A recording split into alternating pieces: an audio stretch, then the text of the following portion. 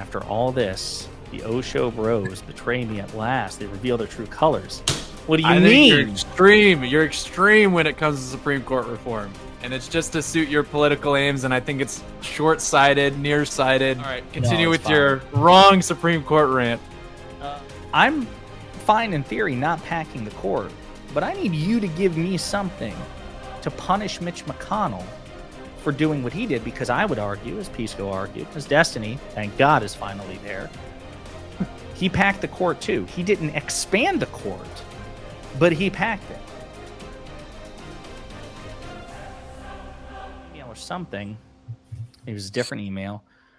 Did you have different opinions on the Supreme Court or stuff like that? Or oh yeah, you're a big Supreme Court reform guy. I'm definitely not. So totally disagree on that. What the F?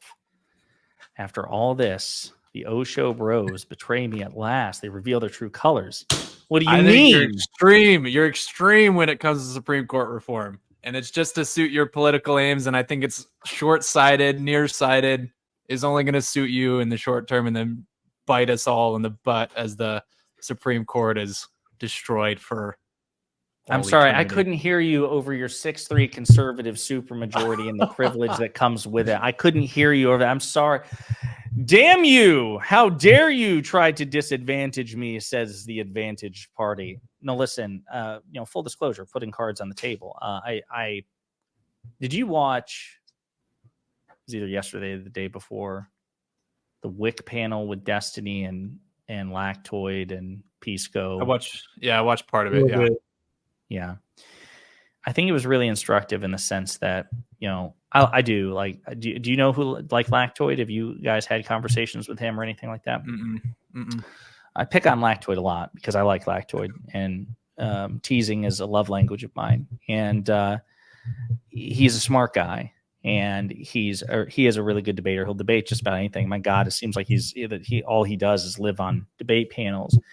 But I do think he's full of shit, and I think most people are when they say that they're principled originalists, or they're principled this, or they're principled that. I think at the end of the day, yeah, we all are to one extent or another outcome oriented. And I'll give you an example. So I use Lactoid.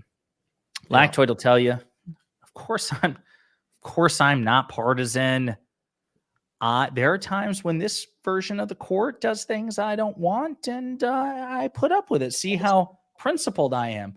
It's like, yeah, but more often than not, it's kind of like, let's continue with your wrong Supreme Court rant.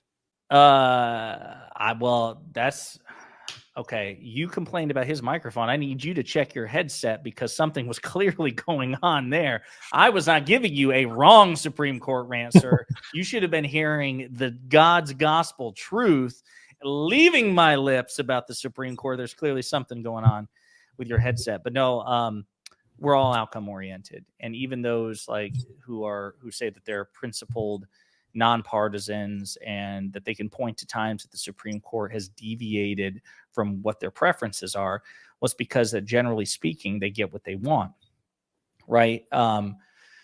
It's like saying, that I'm really not, there's no real special affection towards my wife because sometimes my wife does things I disagree with. Yeah, but more often than not, she doesn't, right? So on the aggregate, you still get what you want for the most part. Right. I don't believe Lactoid would be saying this if it were a 6-3 liberal court. I think he would be like, yeah, I have questions about the court's legitimacy. I have questions about the court's composition. And of course, this is a counterfactual that we can't test because we've had a conservative majority on the court for 50 years. And we're going to have a conservative majority on the court for at least another decade or two. But no, I have seen no evidence whatsoever that the people who say that the court is legitimate in its current iteration, it's fine in its current iteration, have anything other than the motivations I just described, where more often than not, or on the things that matter to them, they get what they want. The Supreme Court is not perfect. It's not divine. It's an institution. And here in America, though we should generally trust our institutions should also work to earn our trust, right? I'm not obligated, nor is the Supreme Court entitled to my blind devotion. It's transactional. It's like, hey, you want me to trust you? I need to be open to trusting you. You're right. But you actually need to do things to merit my trust. So, for example, Justice Thomas, with all of those undisclosed gifts, if he really cared about people being really upset with him, and the polls show that they are, what he should do is say, you know what, guys? I'm not God. I'm not a God. I'm not a philosopher king.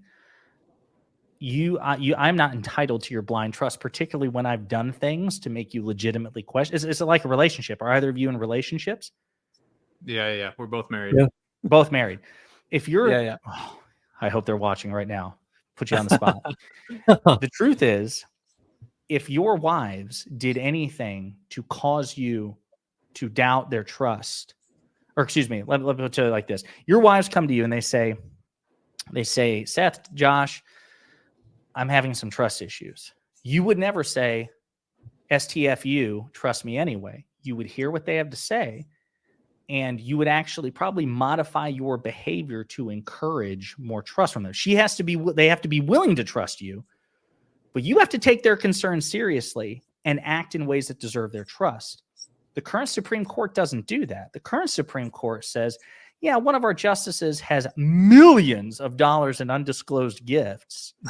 But you know what? We're not obligated. We're not really obligated. Ethics requirements and that's for other people. Those are other judges. Those are for Congress. Those are for like presidents and shit. We can just do it. No. Yeah. And my philosophy is no, fuck you. You will modify your behavior to earn my trust, or I'll use brute political power and we'll pack the court with people I do trust. Either way, I'm going to win. You can't convince me that that's a bad attitude to have. You would actually say, no, yeah, Justice Thomas, nah, bro, that's pretty sketchy shit. You should fall on the sword, admit what a piece of shit you are, and adjust your behavior accordingly. I mean, even keeping with your marriage, let's go with the marriage analogy, right? Because I think it works here, Josiah. You look at a marriage, right? Let's say you're married to Justice Thomas, and instead of divorcing Justice Thomas, you're attacking the entire institution of marriage. Don't you think you're overstepping? Why don't we just impeach Justice Thomas? No, because in this metaphor, the institution of marriage is, I'm not talking about other people's marriages. I'm talking about the institution of marriage between Justice Thomas and I. I'm not attacking other state Supreme Courts or other judges. I am attacking the relationship between Justice Thomas and I in this metaphor. Justice Thomas has poisoned the trust, and not he alone. I would argue Alito has as well. Thomas is the most egregious, but he has acted in a consistently untrustworthy way. And when Democrats have gone to him reasonably and saying, hey, can you explain this? Hey, are you willing to talk about this under oath? Hey, can we investigate this? Not, we're going to court pack the shit out of you, like reasonable stuff.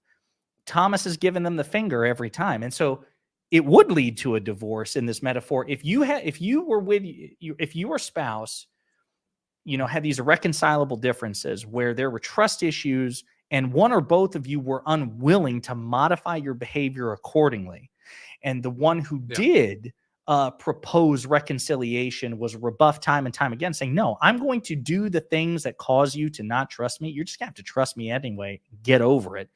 That would inevitably lead to divorce. It would. And so my position is that I see no reason why not to reform the court. What am I missing? Again, I think you're going too far. I think court packing, it presents other dangers. Okay. Oh, so your beef is court packing. Wait. So just hang on. So your beef my big beef is court packing. So example is like Biden's Supreme Court reforms that he suggested. I would vote for those if I was in office. Okay, cool. Okay, sure. Yeah. So that I think that is a compromise to the extreme that I've heard you propose before, which is court pack. It's already a majority. I think that forever destroys the Supreme Court, and it's going to be used against you even worse. It's going to be used against you even worse, Rashad, because we just talked about earlier. I'm getting animated because I like the Supreme Court. I like the institutions. Do it. I know. We just talked about we are a coin flip away from Donald Trump winning again, and you're talking about court packing. So what's to say Trump wins and he throws? Now you have a 9-0 court. Josiah of Pondering Politics, like and subscribe, am talking about court packing. But President Biden's not. Chuck Schumer's not. The vice president's not. The vice president mentioned court packing 5 years ago. She has not officially made that part of the Harris-Walz campaign, nor do I expect that she would, even if she really wants to. I expect that she wouldn't propose that because it's seen as, yes, the most extreme of the court reforms. But let's be clear. The courts change. Like here's my thing, and I'm not going to project my frustrations with my boy Wick onto you and others, but a couple of things. Number one, the Constitution not only doesn't provide for the composition of the Supreme Court, the only member of the Supreme Court the Constitution mentions is the Chief Justice of the United States. Yeah. Did President Washington break the court by adding more than just a Chief Justice? No, of course not. Did President Adams break the Supreme Court? He's our second president. Did he break the Supreme Court by reducing the size of the Supreme Court when he lost his reelection to President Jefferson? It was pure political calculus. He didn't want Jefferson's party to have an outsized influence on the court, so he shrank the number of seats on the court so that Jefferson wouldn't be able to fill vacancies. Now, Jefferson wins the presidency. His party takes power, and they were able to undo what Adams did. But even the founding fathers not only changed the size of the courts, they used it for even political reasons. So I just want to say this. I'm not saying that you have to change your mind on this, but I want to be very clear. If anybody tells you that the founding fathers, well, they thought that the United States Supreme Court was going to be an apolitical, my God, these guys were going to be androids. No, even the founding fathers used the Supreme Court as a football. And the court changed size multiple times throughout its history. And it's basically been 9 justices since the end of the Civil War. But even that's dictated by federal statute. It's perfectly legal, perfectly constitutional, and perfectly commensurate with American history. Our noble founding fathers in the rich tradition of weaponizing a court for political reasons. It happens. Then we get to the current state of the court. I'm fine in theory not packing the court, but I need you to give me something to punish Mitch McConnell for doing what he did, because I would argue, as Pisco argued, as Destiny, thank God, is finally there. He packed the court too. He didn't expand the court, but he packed it. He broke norms. He broke traditions. Then he broke his own new norms and traditions purely in a brute force display of politics. And this is where it gets to game theory. If you and I are playing a game, Josh, you seem like a nice guy, but eventually, if you were forced to play the game, like you couldn't just leave, right? It's not chess. You have to play. You have to sit there and play every damn day. Yeah. But I violated the rules. Eventually, you'd start violating the rules too. And I couldn't say a damn thing to you, Josh. How dare you violate the rules? You would say, Josiah, I'm not obligated to take the ass kicking every time you want to change the rules because you don't think you can win a fair fight. I use other metaphors too. To me, it's also like the principle of self-defense. Not to use, again, colorful metaphor, but I'll use a bar fight as a metaphor. The Republicans, when it comes to the court, in my opinion, I'm a short guy. I'm a little guy. I'm like 5'8", okay? Decent shape, but I'm a small guy. And I am not a violent person. I am the kind of person to run away from a fight. Never been in a bar fight. I've seen a few. You can fight Seth.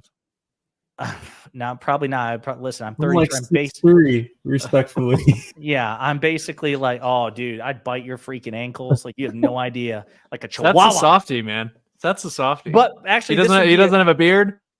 Get out of here. This is actually a really good metaphor. So imagine then, Seth and I are in a bar. And let's imagine that instead of being a giant weenie, which is what I am, let's imagine that I have a real mean streak in me. And let's imagine I'm drinking. and I get drunk and I get mean and I start picking a fight with Seth, banking on Seth's good nature, not striking back. You would never say that Seth is obligated to just take it if I break a beer bottle and start stabbing at him. Oh, Seth, you're the bigger guy. You just got to get lacerated to death, or you just have to keep retreating. You would eventually say, Seth, it's okay for you to grab Josiah's wrist, overpower Josiah, disarm Josiah, and tell Josiah if he doesn't stop, you're going to break his wrist. And if he doesn't stop doing that, you're going to do more. Now, I use that purely just as a metaphor because usually self-defense really connects with people. Mm-hmm. I would argue the principle applies here. I'm not obligated. Democrats are not obligated to just suffer at the mercy of Republicans. So if you say, Josiah, don't pack the court, then I say, Josh, that's fine. But I need you to do something to disarm the Republicans. And if you can't come up with something, well, then court packing, as far as I'm concerned, is still on the table.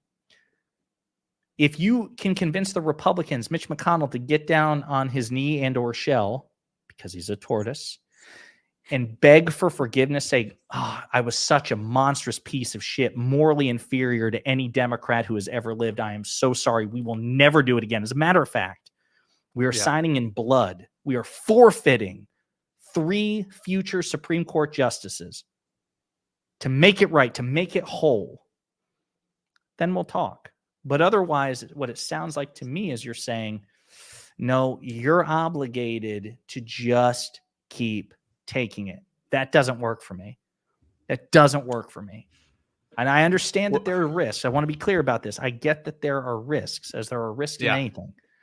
There's a risk that if we reform the court or look at the court or criticize the court, that Republicans will lose their bananas. That's possible. But they've already done it. To me, it's again, it is like telling an abused spouse not to block her husband's strike because he's just going to hit you harder the next time.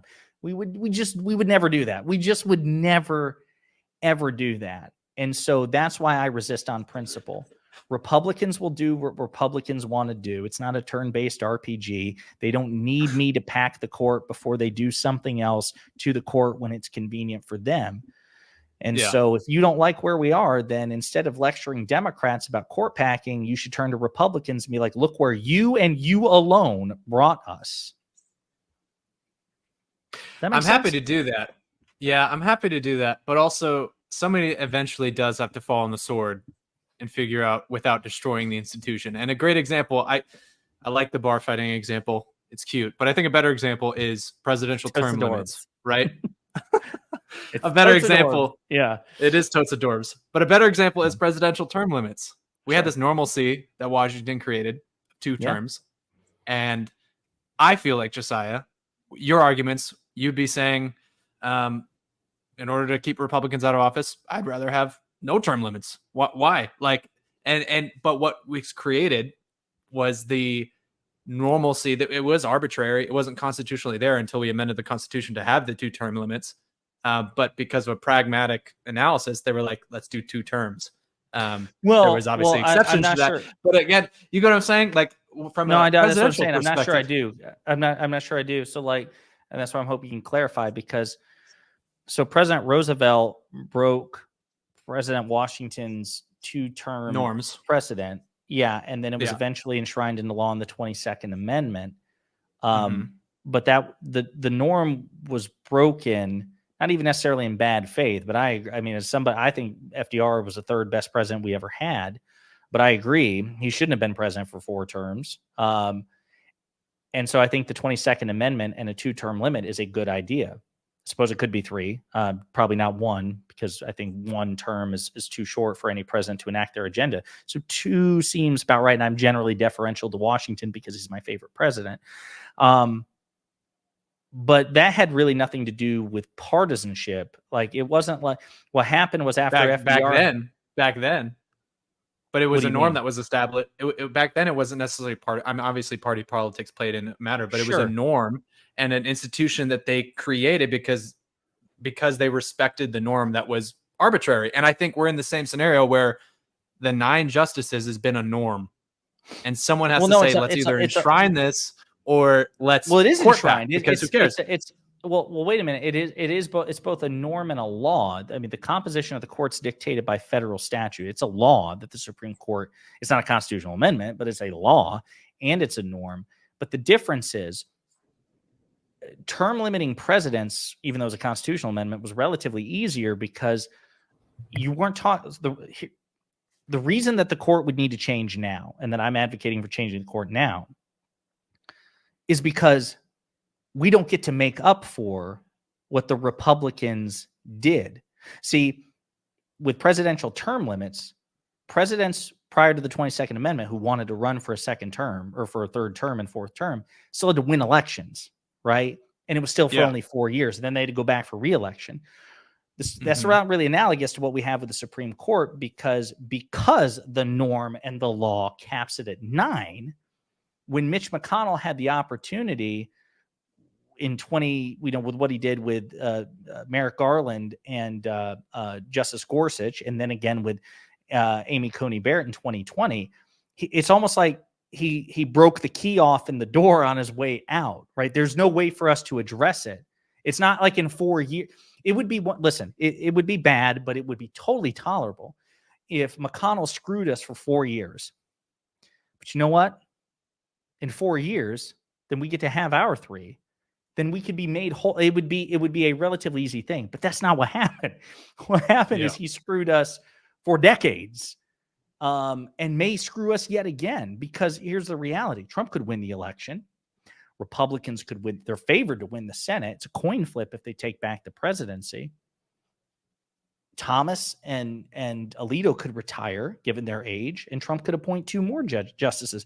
Furthermore, let's say Vice President Harris wins the presidential election, but Republicans take the Senate. If there's a Supreme Court vacancy with a Republican Senate, why would we ever assume that they'd let us fill it? We have no reason to believe that. That's the difference. I take your point that a norm was broken with term limits for the presidents, and it had to be codified into law because we're like, no, we don't want to go down this road. But it's different with the Supreme Court because there is no way to correct this without breaking the norm again. There was a way to correct what happened with presidential term limits. That's where it's not analogous to me. Yeah. I mean, I'd be again say you're overcorrecting with the court packing. We probably have some shared agreement with the ethics code, with the ethics code and the potential term limits. We probably would share some agreement. But again, the big fight would be, I think, court packing is terrible. But the thing is, I'm least married to court packing. But my question is, I'm a firm believer in again making things whole. Reparations. It's a dirty word, but I like it. I think reparations here are in order in the sense that if you don't want to give me 3 more justices, I want you to give me something of equal value that advantages me and screws you, since you screwed me and advantage you. Right. So like even codes of conduct, like that's not making me whole. That's I kind of screwed you over, but I tell you what, I'm not going to go kick this puppy. No, you shouldn't kick puppies, right? That should just be a general principle. I want codes of conduct for liberal justices too, not just conservative ones. What are you going to do? Are you going to guarantee, like, hey, listen, we're going to keep it at 9 justices, but we're going to take a blood oath or whatever, the legal equivalent of a blood oath, saying that the next 3 vacancies under Republican president, if it's a Republican president, there's a Supreme Court vacancy, I signed a blood oath, so I'm going to turn to AOC and be like, hey, who do you want on the court? I have to give up my ticket. I'll appoint whoever you want. What are you going to do to make us whole? And the only way I see to do that is expanding the court to compensate for the imbalance that was created by bad faith Republican shenanigans. If you have an alternative approach, I'm cool with that. But I just don't know what it would be. I would have to think more. But I think fighting with fire is typically a general principle. Everybody burns. So I would ask more fire. Like a good example. And and we would agree that to some level, political gamemanship is involved in multiple different levels, and our system is flawed in different ways. So a good example of this is gerrymandering. Mm-hmm. So with your logic, I'm thinking because Democrats and Republicans both gerrymander, Republicans are going to say, let's just do away with these. Let's do away with these arbitrary lines because they're unfair. The Democrats gerrymandered this. We're just not going to respect that. I think in similar manner, this type of thinking is why Republicans, this gamemanship, are feeling like they're cheated, and it's for flawed reasons. But I would argue that your court packing thing is flawed as well.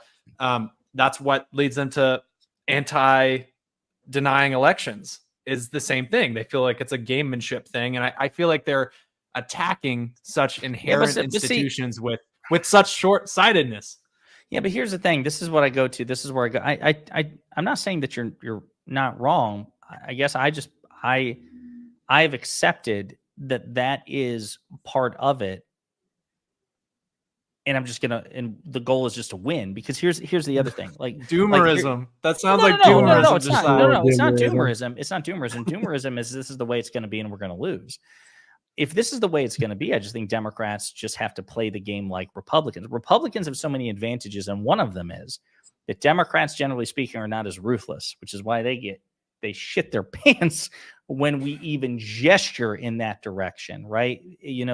Basically what Democrats need to say is, hey, listen, politically, you can either take your chances with us in a fair fight, or if you're going to fight unfair, we're going to fight unfair, and you're going to lose that one too. So it's like, pick your poison, right? Republicans are, again, going back to that bar fight metaphor, they're banking, just like evil drunk Josiah in this metaphor would be banking on Seth not finally losing his patience and kicking my ass. I don't believe in rewarding that. You could make the argument, Josh, that simply by Democrats running for office, we risk Republicans acting in bad faith, right? I could make that argument pretty easily. I'm like, hey, Democrats are here, so we're going to have to shore up our advantages. Should, for the sake of civility and civics, maybe Democrats just shouldn't run for office, because, my God, it could provoke Republicans into doing bad things. Maybe we should just toss them the keys. Me having a nice house might provoke somebody to try to break into it. I shouldn't live here.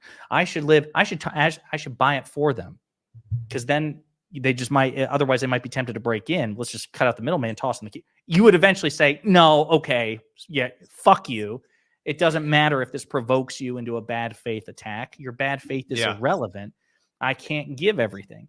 And that's just where I am. We just draw the line at a different place. I think you think that Democrats have more to give to Republicans in the hope that it triggers some sort of grand epiphany.